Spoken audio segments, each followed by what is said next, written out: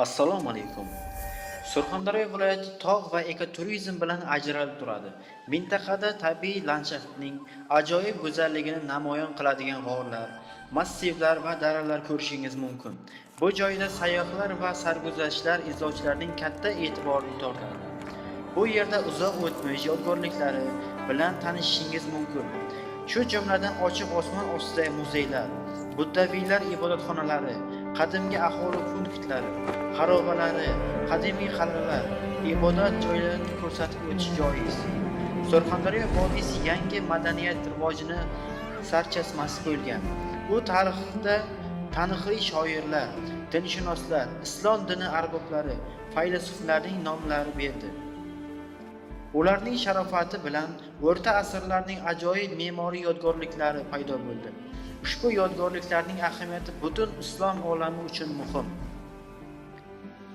Viloyatning eng qadimiy shahri va markazi bo'lgan Termizda va uning atrofida Zardushtlik, Nasroniy, buddistlar kabi turli xalqlarning shaharlari va qal'alari, xarobalari, me'morchilik va arxeologik obidalari, shuningdek islom me'morchilik yodgorliklari saqlanib qolgan. Termizdan uncha uzoq bo'lmagan joyda esa fil suyagidan yasalgan shaxmat donalari topilgan.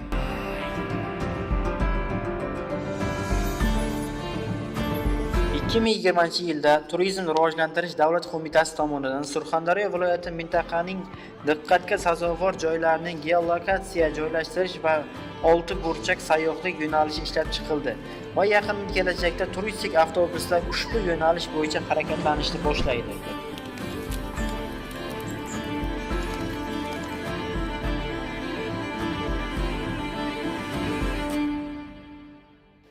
Vohadagi mehmonxona, mehmon uylari va hostellarning barchasi surxoncha milliylik, urf-odat va an'analarimizga uyg'unlik kuzatish mumkin.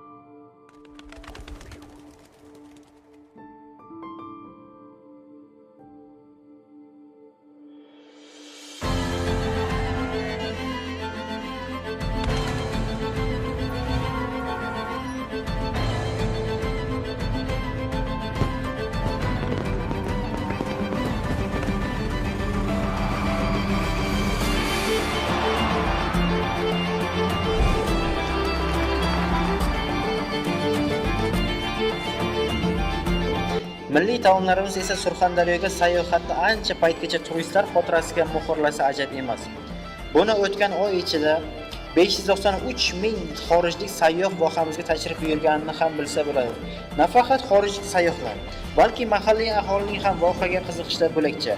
Joriy yilda O'zbekiston bo'ylab sayohat qil dasturi doirasida 1,376,000 nafar ichki sayohat amalga oshirilgani esa rejaning 108% ga bajarganligini ko'rsatadi.